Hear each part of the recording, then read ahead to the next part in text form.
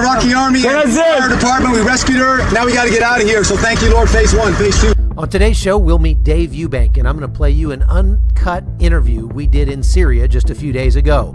Dave's the founder of the Free Burma Rangers and one of the most impressive human beings you will ever meet, I promise.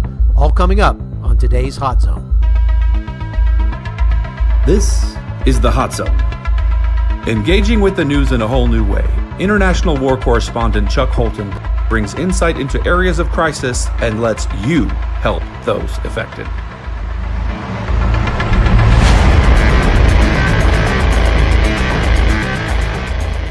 Hello, I'm Dave Eubank of the Free Burma Rangers, here now in Syria, giving help, hope, and love to people under attack.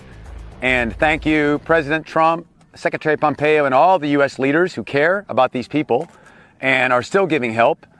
We're here doing the best we can, and thank you for praying for us as well. I'm Dave Eubank, and I'm Suzanne Eubank, and I help my mom with her kids program and with distributing food and water.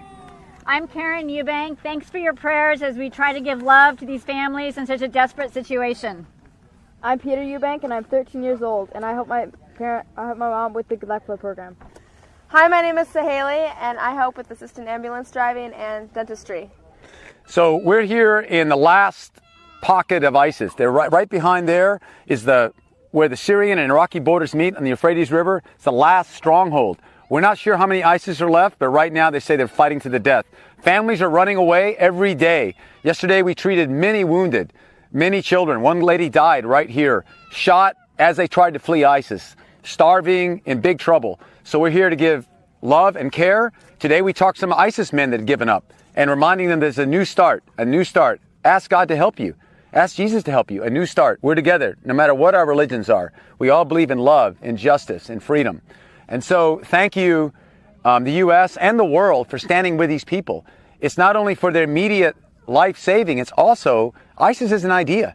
You don't beat this idea with just military might. That's an important component on the physical side, but it's going to take love and understanding and compromise. And so we appeal to the international community to stay with these people because they count, because we can, because it makes a difference not only now for saving lives, but the future of changing hearts. So God bless you all. Here in Syria, down near Susa and Baghouz and the Iraqi border at the very end of the physical presence of Daesh. Dave Eubank, God bless you in Jesus' name, out here. Guide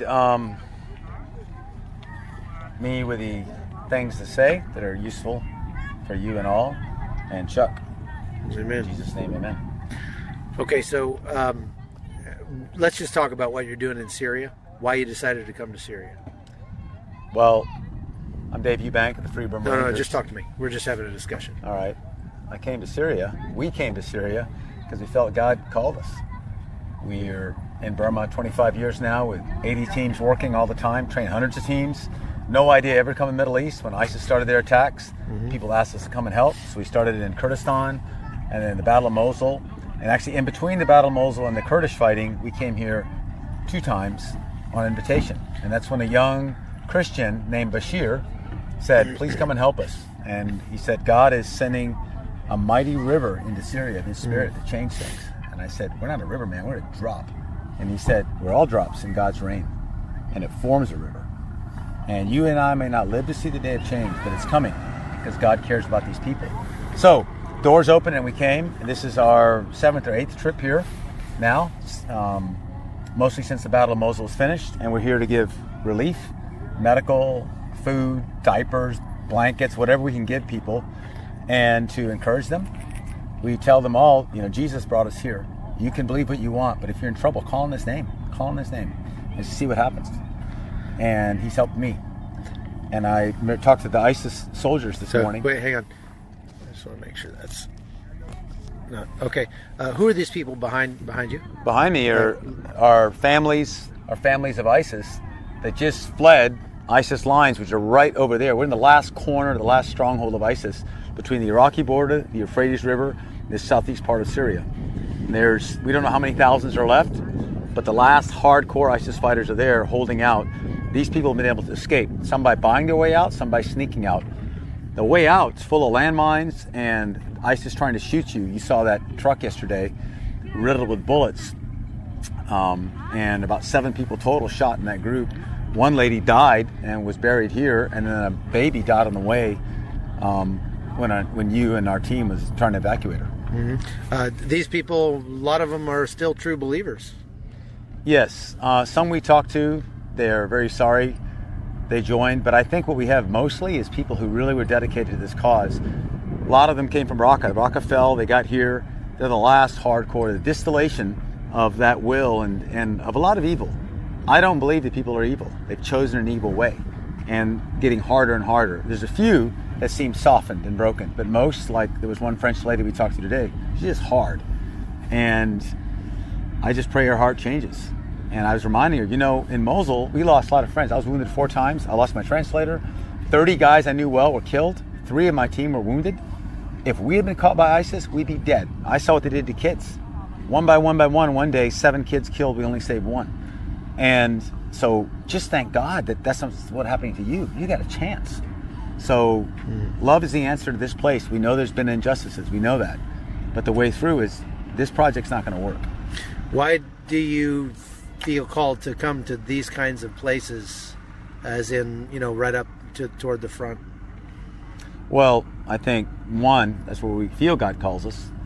2, that's where we see the biggest need, and we're a small group, so we can make the biggest impact right there. 3, it's in our hearts to care about these people.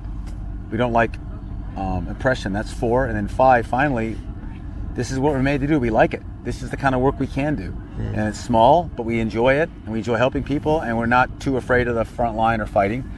And we have the skills. Most of us are ex-military, and my kids all grew up in the jungle since Pete was 3 weeks old, being nursed by Karen, holding my backpack with no lights, going through the Burma Army. They know what to do here. So, but all of that is only useful and only workable if led by God. So every day we pray and say, God, do you want us here? Where do you want us? What's your thought about the U.S. pulling out of here? I hope the U.S. does not, because the U.S. Put it in full sentence for me. I hope the U.S. does not pull out of Syria, because we do a lot to help defeat ISIS, which is important to do. We do a lot to create a space where Kurds and Arabs, Muslims, Christians, Yazidis can work things out together. If we pull out into that vacuum, will rise again ISIS, will come the Turks to attack the Kurds, will come Assad supported by the Russians and Iranians, will come many other groups viciously trying to get their own. While we're here in this space, we make a space that's not guaranteed to work, but it's a possibility, it's an opportunity for the different tribes and factions and religions here to figure out how to work together.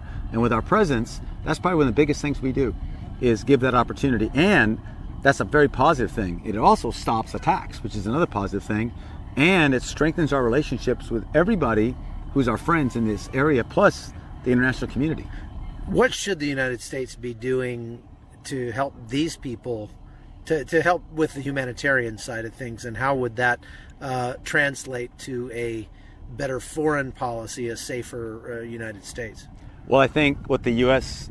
could do more of here, and I'm sure many people want to come and do this, is on the humanitarian side. The military side, they've done a great job, and they're doing a great job. They need to stay and complete that, and stay to keep this space open. But humanitarian, there's a huge gap. The humanitarian gap from the front line to, for example, the nearest hospital, 4 hours. So you could be shot up there and then take a whole day to cross, another day to get here, then 4 more hours before you get to a hospital. So what the U.S. could do, practically, is set up field hospitals to support the Syrians here, the Syrian Democratic Forces, to support them to improve their ability to save lives. Also, we could help them run an ambulance service for civilians.